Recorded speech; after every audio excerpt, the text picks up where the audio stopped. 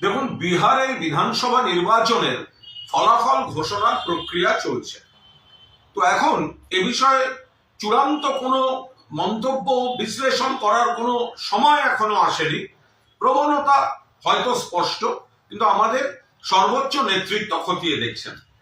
কিন্তু এর মধ্যে বিজেপির কিছু নেতা, বাংলার অথবা সর্বভারতীয় বিজেপি, তারা বিহারের সঙ্গে বাংলাকে রিলেট করে এরপর বাংলা এই ধরনের একটা ন্যারেটিভ তৈরি করতে চাইছেন।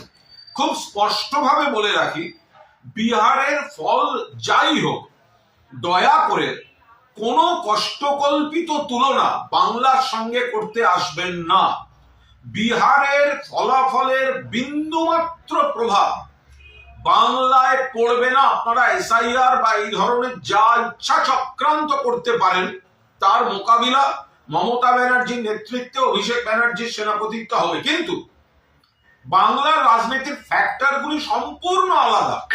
এখানে উন্নয়ন, এখানে বাংলার সম্মান, বাংলা ভাষার সম্মান, পরিযায়ীর প্রতি চূড়ান্ত অপমান বিজেপির, তাদের অধিকার রক্ষা, বাংলার মানুষের বৈধ ভোটারদের অধিকার রক্ষা, কেন্দ্রের টাকার জন্য বঞ্চনা, প্রতিশোধের রাজনীতি।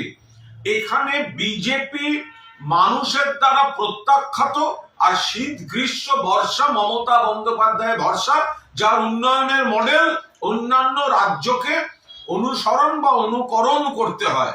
ফলে বিহারের রেজাল্ট যাই হোক, তার প্রভাব বাংলায় পড়বে না এবং সম্পূর্ণ ফ্যাক্টরগুলি আলাদা।